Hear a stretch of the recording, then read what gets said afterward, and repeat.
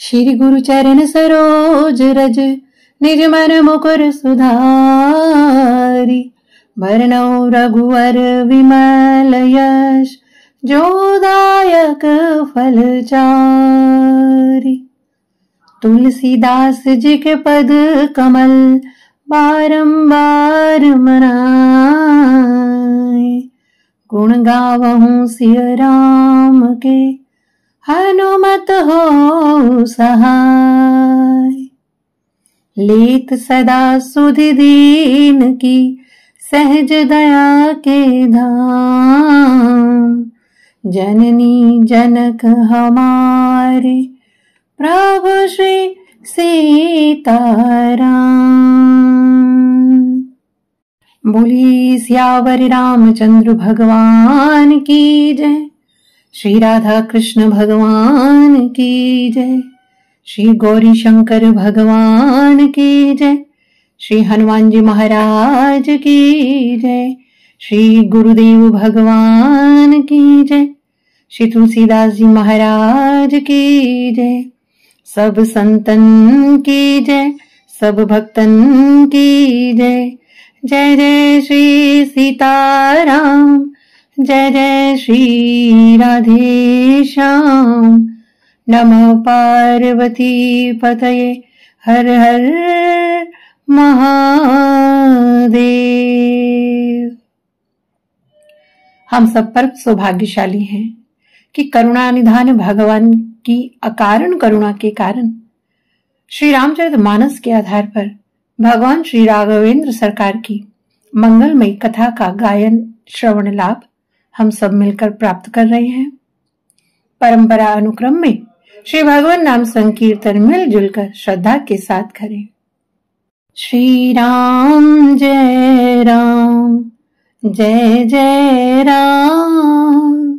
श्री राम जय राम, जय जय राम। श्री राम जय राम, जय जय राम। श्री राम जय राम, जय जय राम। श्री राम जय राम, जय जय राम। श्री राम जय राम, जय जय राम। श्री राम जय राम, जय जय राम। श्री राम जय राम, जय जय राम। श्री राम जय राम, जय जय राम। श्री राम जय राम, जय जय राम। जय जय श्री सीताराम, जय जय श्री राधे श्याम। नमः पार्वती पतये, हर हर महादेव। श्री राम कथा भाग 10 में अभी तक हमने श्रवण किया कि सती मैया ने योगाग्नि में अपनी देह का त्याग कर दिया और वीरभद्र के द्वारा यज्ञ विध्वंस हुआ और फिर देवताओं की प्रार्थना से प्रसन्न होकर शिव जी के द्वारा यज्ञ संपूर्ण हुआ। आइए इसी प्रसंग को आगे बढ़ाते हुए आज की कथा में प्रवेश करते हैं। दक्ष के यज्ञ में जब सती मैया अपनी देह का त्याग करती हैं, तब सती मैया ने 2 काम किए।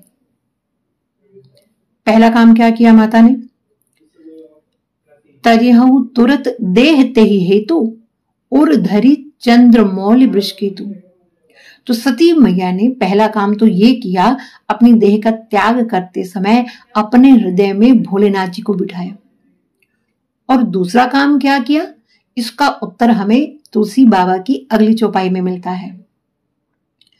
सती मरत हरि सन बरुमागा, जन्म जन्म शिव पद अनुरागा। तेहि कारण हिम गिरि ग्रह जाई, जन्मी पार्वती तनु पाई। अब देखो, सती जी ने किसके प्रति अपराध किया था? श्री सीताराम जी के प्रति, क्योंकि सीता जी का रूप बना लिया था। अब जिसके प्रति अपराध बना है, क्षमा भी तो उन्हीं से मांगेंगे ना।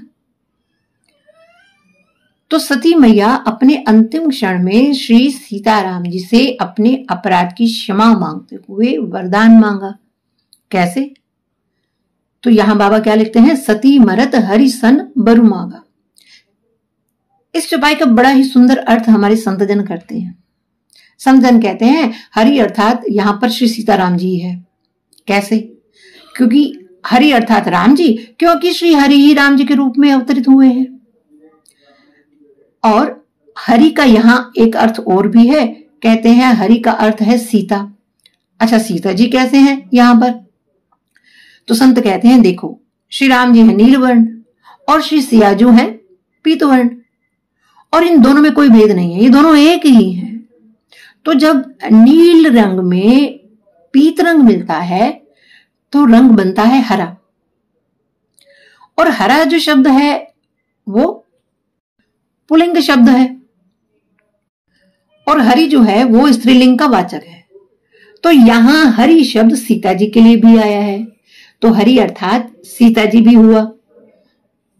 तो यहां हरि का अर्थ है श्री सीताराम जी। तो सती मैया दोनों से ही वरदान मांगती हैं। तो क्या वरदान मांगा श्री राम जी से? सती मरत हरि सन बरु मागा, जन्म जन्म शिव पद अनुरागा। इसका बड़ा ही गूढ़ अर्थ करते हैं हमारे संतजन की सती मैया अपनी देह का त्याग करते समय राम जी से क्या वरदान मांगती हैं। सती जी कहती हैं, हे प्रभु, अपनी देह को त्यागने से पहले मैं आपसे कुछ कहना चाहती हूं कि जो अपराध इस जन्म में हुआ, अगले जन्म में मैं उसे सुधारना चाहती हूं। प्रभु, इस जन्म में मैंने कभी भी अपने पति का कहना नहीं माना। प्रभु, आप साक्षात परमात्मा मेरे सामने खड़े थे और आप में मैं एक साधारण पुरुष को देख रही थी, और मेरे स्वामी भोलेनाथ जी ने मुझे बार बार कहा कि देवी ये प्रभु हैं, लेकिन मैंने उनकी बात पर विश्वास नहीं किया और आपकी परीक्षा ली, और इसका परिणाम यह हुआ कि भोलेनाथ जी ने मेरा त्याग कर दिया। और शंकर जी के बिना मैं अपने जीवन की कल्पना भी नहीं कर सकती, इसलिए मैं अपनी ये देह त्याग रही हूं। हे प्रभु, मेरे स्वामी सदा आपकी आज्ञा का पालन करते हैं। यदि आप उन्हें कह देंगे तो अगले जन्म में शंकर जी मुझे अपनी पत्नी बना लेंगे। और वरदान क्या मांगती हैं कि केवल अगले जन्म में ही नहीं, हर जन्म में भोलेनाथ जी मुझे पति के रूप में मिले। सती मरत हरि सन बरु मागा, जन्म जन्म शिव पद अनुरागा। हर जन्म में मेरा अनुराग शिव जी के चरणों में हो। यह वरदान मांगा श्री राम जी से। और सीता मैया से क्या वरदान मांगती हैं कि हे मां, इस जन्म में मैं अपने पति के अनुरूप नहीं बन पाई। मेरा भरोसा केवल अपनी बुद्धि पर ही रहा, इसलिए हम दोनों के रास्ते अलग हो गए, और परिणाम यह हुआ कि मेरा शंकर जी से विछोह हो गया। इसलिए हे मां, आप मेरा अपराध क्षमा कीजिए और मुझे वरदान दीजिए। क्या? कि सती मरत हरि सन बरु मागा, जन्म जन्म शिव पद अनुरागा। यहां संतजन इसका बड़ा ही सुंदर अर्थ करते हैं कि राम जी से कहा कि शंकर जी के चरणों में मेरा अनुराग हो, और सीता जी से कहती हैं कि शंकर जी का अनुराग जिन चरणों में है, उन्हीं चरणों का अनुराग मुझे भी मिले। तो इससे होगा क्या? इससे हम दोनों के रास्ते एक हो जाएंगे, और फिर मेरा कभी भी शंकर जी से विछोह नहीं होगा। और कितना सुंदर संकेत है कि सगुनोपासक कभी भी मोक्ष नहीं चाहता, वो बार बार जन्म चाहता है। सती मैया कहते हैं कि हे सीता मैया, इस जन्म में मैं अपनी बुद्धि की अभिमानता के कारण राम जी की कथा श्रवण नहीं कर पाई, और मैं श्री राम जी की कथा से वंचित रही, और परिणाम यह हुआ कि सामने साक्षात परमात्मा को मैं पहचान न सकी अपनी इस बुद्धि के कारण ही।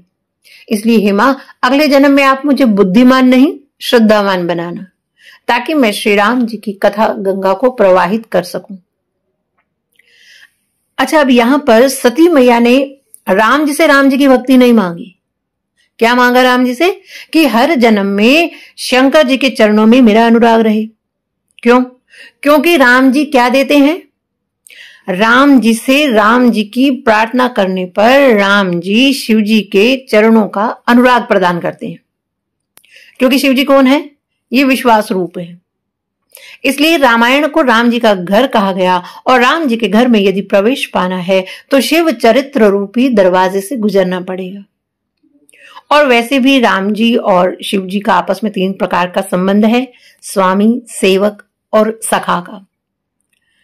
राम जी के स्वामी हैं भोलेनाथ जी, तो राम जी क्या देते हैं? भोलेनाथ जी की भक्ति। और भोलेनाथ जी क्या देते हैं? क्योंकि भोलेनाथ जी के स्वामी हैं राम जी, तो भोलेनाथ जी की प्रार्थना करने पर भोलेनाथ जी राम जी की भक्ति प्रदान करते हैं। इसलिए राम जी की कथा से पहले शंकर जी की कथा आती है। और सती मैया ने सीता मैया से क्या वरदान मांगा कि हर जन्म में मुझे राम जी की भक्ति मिले। इसका उत्तर श्री रामचरितमानस की चौपाइयों में ही है। स्वयं राम जी कहते हैं, मोहि कपट छल छिद्र न भावा, निर्मल मन जन सो मोहि पावा। देखो, अपने मन को निर्मल कर पाना यह अत्यंत ही दुष्कर कार्य है। अर्थात राम जी की भक्ति प्राप्त करना अत्यंत कठिन है। तो राम जी हैं भगवान और सीता जी हैं भक्ति। अर्थात भगवान को बिना निर्मल मति के प्राप्त नहीं कर सकते और हम स्वयं अपनी मति को निर्मल कर नहीं सकते। यह अत्यंत कठिन है। तो क्या हमें राम जी की भक्ति नहीं मिलेगी? तो तुलसीदास जी इसका बड़ा सुंदर समाधान करते हैं। देखो, जैसे बालक की नाक बह रही हो, पिता ऐसे बच्चे को अपनी गोद में उठाएगा, कहते नहीं मेरे कपड़े खराब हो जाएंगे, तो माता उस बच्चे को नहला धुलाकर साफ सुथरा करके सुंदर कपड़े पहनाती है और फिर पिता कहता है अरे मुझे भी तो गोद में दो, केवल तुम्हारा बालक ही थोड़ी ना है, मेरा भी तो है। और तब पिता खुशी खुशी अपनी गोद में उस बालक को लेता है। तो इसी प्रकार अपनी मति को निर्मल करने के लिए सीता जी के चरणों की वंदना हमें करनी चाहिए, क्योंकि सीता जी हैं भक्ति। तो सीता जी राम जी के चरणों की भक्ति प्रदान करने वाली हैं। जनक सुता जग जननी जानकी, अतिशय प्रिय करुणा निधान की, ताके जुग पद कमल मनाऊं, जास कृपा निर्मल मति पाऊं। तो कितना सुंदर समाधान हमारे बाबा तुलसी करते हैं। इसलिए सती मैया राम जी से भोलेनाथ जी के चरणों में अनुराग मांगती हैं। अर्थात जो बुद्धिमान है वो श्रद्धावान होना चाहती है, क्योंकि भोलेनाथ जी विश्वास हैं। भोलेनाथ जी को पति रूप में मांगा, अर्थात जब श्रद्धा और विश्वास एक हो जाएंगे तभी राम जी के चरणों की भक्ति मिलती है। और सीता जी से राम जी की भक्ति मांगी, इसलिए बाबा तुलसी लिखते हैं, तेहि कारण हिमगिरि ग्रह जाई, जन्मि पार्वती तनु पाई। पार्वती तनु अर्थात पर्वत की पुत्री बनी हूं। तो मरते समय सती मैया ने यही वरदान मांगा था और यही कारण था जो वो पार्वती के रूप में हिमगिरि के घर में प्रकट हुई। तो आइए अब पार्वती जी के जन्म की कथा श्रवण करते हैं। सती मरत हरिसन बरुमागा, जन्म जन्म शिव पद अनुरागा, तेहि कारण हिमगिरि ग्रह जाय। तो हिमगिरि, हिम अर्थात हिमालय और गिरि कहते हैं पर्वत को। तो ये हिमालय पर्वत 2 रूपों में प्रसिद्ध है, एक स्थावर के रूप में अर्थात अचर के रूप में, और दूसरा जंगम अर्थात चर के रूप में, यानी चलने वाला। तो स्थावर के रूप में ये उत्तर दिशा में स्थित है। यहाँ ऋषि मुनि देवता निवास करते हैं। ये पर्वत अत्यंत पावन है। यहाँ अनेक ज्ञानी साधु संतों की तपस्या सफल हुई है और भोलेनाथ जी को भी ये पर्वत अत्यंत प्रिय है। और स्वयं सती मैया ने भी इस पर्वत पर तपस्या की थी शिव जी को पति रूप में पाने के लिए। और मां पार्वती जी भी इसी पर्वत पर तप करती हैं। इसलिए ये पर्वत कोई साधारण नहीं है, ये अत्यंत परम पवित्र पर्वत है। ये तो हुआ स्थावर के रूप में वर्णन। और हिमवान ये मानवीय करण है। ये जो नाम है ये मानवीय नाम दिया गया है। जो हिमवान है वो जंगम के रूप में भी है। तो हिमाचल ही इस पर्वत के राजा के रूप में भी है। और इन हिमवान की पत्नी का नाम है मैना। मां भगवती को पुत्री रूप में प्राप्त करने के लिए हिमवान ने कठिन तप किया। जब हिमवान तप में थे तब उनकी पत्नी मैना ने क्या किया, ये हम पहले श्रवण कर चुके हैं। जब सती मैया हिमाचल पर तप कर रही थी तब मैना माता उनकी सेवा करती थी। मैना माता तब नहीं जानती थी कि ये भगवती भवानी है। वो तो केवल इतना जानती थी कि ये दक्ष की कन्या है और भगवान भोलेनाथ को पति रूप में पाने के लिए कठिन तप कर रही हैं। तो कितना बढ़िया यहां संकेत है कि जो मैना के पति हैं वो भगवान की सेवा कर रहे हैं तप करके, और मैना जी भगवान के भक्त की सेवा कर रही हैं, क्योंकि सती मैया को वो साधारण कन्या समझती हैं और वो भगवान भोलेनाथ जी के लिए तप कर रही हैं। तो मैना जी भगवान के भक्त की सेवा कर रही हैं। भगवान और भक्त की सेवा का परिणाम एक ही होता है, वो है भगवत प्राप्ति। दोनों की सेवा का परिणाम ये हुआ, यानी भगवान की सेवा और भक्त की सेवा का परिणाम ये हुआ कि इनके यहां भगवती कन्या के रूप में अवतरित होती हैं। और कितना सुंदर अर्थ है। हिमाचल अर्थात जो अचल है, स्थिर है, और मैना अर्थात जो अहंकार रहित है, मैं ना अर्थात जिसमें मैंपन है ही नहीं। तो संकेत यह है कि जिस जीव में अचल अर्थात दृढ़ विश्वास होता है और जिसमें अभिमान नहीं होता, तो उसके हृदय में तो श्रद्धा का प्रकट ही होता है। तो सती जी जो पूर्व जन्म में सती के रूप में जो बुद्धि थी, अब वो पार्वती के रूप में अर्थात श्रद्धा के रूप में प्रकट हुई है। तो बुद्धि श्रद्धा में तभी तब्दील होती है जब जीव में स्थिरता और निरभिमानता आ जाती है। श्रद्धा के पैदा होते ही रूखा सूखा जीवन भी हरा भरा हो जाता है। श्रद्धा का अर्थ होता है सत और धा माने धारण करना, अर्थात सत्य को धारण करना, यही श्रद्धा है। तो जब कन्या का जन्म हुआ तो हिमाचल राज की ऐसी शोभा होती है जैसे राम भक्त को राम जी की भक्ति मिल जाने पर होती है। और जैसे पार्वती जी का जन्म हुआ है हिमाचल राज के यहाँ सब सिद्धियां रिद्धियां नव निधियां प्रकट हो गई और हिमाचल राज के यहाँ उत्सव होने लगा। पूरे नगर में ये खबर फैल गई कि हिमाचल के यहाँ कन्या का जन्म हुआ है। तो सब लोग बधाई देने के लिए आने लगे और मंगल गान करने लगे। जैसे ही इस मंगल गान की ध्वनि पड़ी ऋषि मुनियों के कानों में जो हिमाचल पर्वत पर तप कर रहे थे, वो भी सुनकर हिमाचल राज को बधाई देने के लिए आ गए। और ऋषि मुनि क्या गा रहे हैं? हो आज जन्मी जगत जननी मैया, हिमाचल में बाजे बधैया। आज जन्मी जगत जननी मैया, हिमाचल में बाजे बधैया। बाजे बधैया हाँ बाजे बधैया, जन्मी जगत जननी मैया, हिमाचल में बाजे बधैया। पर्वत राज है पिता तुम्हारे, मैना तुम्हारी है मैया, हिमाचल में बाजे बधैया। आज जन्मी जगत जननी मैया, हिमाचल में बाजे बधैया। पिता लुटावे हीरा ज्वाहर, मैया लुटावे रुपैया, हिमाचल में बाजे बधैया। आज जन्मी जगत जननी मैया, हिमाचल में बाजे बधैया। पार्वती तुम अन्नपूर्णा बनोगी, हो तुमको मिली है, हो तुमको मिली है महादेव सैया, हिमाचल में बाजे बधैया। आज जन्मी जगत जननी मैया, हिमाचल में बाजे बधैया।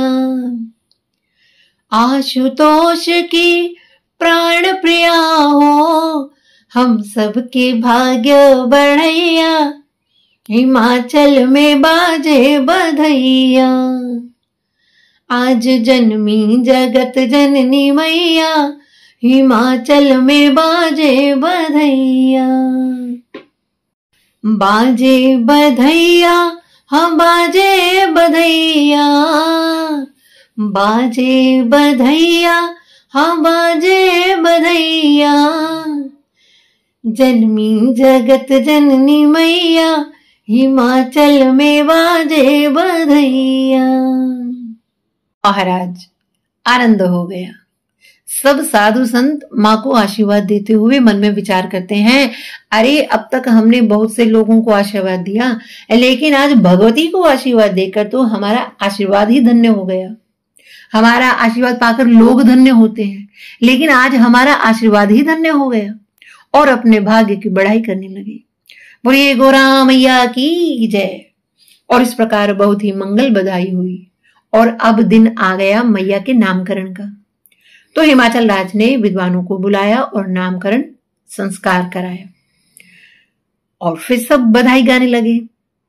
क्या बधाई बज रही है आज मैया के यहाँ पर?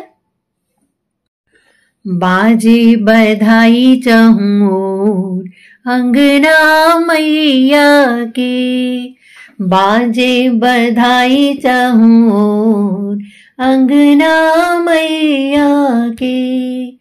त्रिभुवन में मचो है शोर, अंगना मैया के। धन्य गिरिराज धन्य में नारानी, धन्य धरा है जहाँ जन्मी भवानी।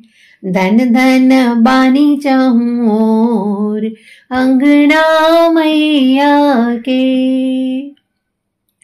बाजे बधाई चहुर अंगना मैया के। मुनि जन वेद मंत्र उच्चारे, मैया तो पल पल मुख को निहारे। बरसे सुमन घन घोर अंगना मैया के। बाजे बधाई चहुर अंगना मैया के। देवगण नित दर्शन को आवे, ब्रह्मा विष्णु जी मन हर्षावे। नारद जी आनंद विभोर अंगना मैया के। बाजे बधाई चहुर अंगना मैया के। देख लली मुख छटा निराली, हर्षावे गावे सब आली। नाचे पपीहा बन मोर अंगना मैया के। बाजे बधाई चहुर अंगना मैया के। त्रिभुवन में मचो है शोर अंगना मैया के। तो महाराज इधर सब सखियां बधाई गा रही हैं और उधर विद्वानों ने मां भगवती का जो नाम निकाला है वो क अक्षर से निकाला। तो विद्वानों ने कहा कि क से निकला है तो नाम काली रख देते हैं। जैसे ही सुना मैना मैया ने तो उनका तो मुंह लटक गया। अरे महाराज, हमारी इतनी गौर कन्या और आपने नाम रख दिया काली। तो विद्वानों ने कहा, अरे देवी आप चिंता ना करें, देखो आपकी कन्या इतनी गौर वर्ण है, इतनी सुंदर कन्या है, कहीं आपकी कन्या को नजर ना लग जाए, इसलिए नाम काली ही रख देते हैं। और विद्वानों ने कहा कि मैया इसका एक ही नाम नहीं, कई नाम होंगे आपकी कन्या के, तो आपको जो पसंद हो आप उसी से पुकार लेना। अंबिका, जगदम्बिका, अपर्णा, भवानी। और पर्वत की बेटी है तो इसका एक नाम होगा पार्वती। और पर्वत को गिरि भी कहते हैं तो इसलिए इसका एक नाम होगा गिरिजा। अब इतने सुंदर नामों को सुनकर मैना मैया तो प्रसन्न हो गई। तो महाराज बोलिए पार्वती मैया की जय। आज यहीं कथा को विराम देते हैं। आगे की चर्चा अगले भाग में करेंगे। तब तक जय सिया राम। हरये नमः, हरये नमः, हरये नमः।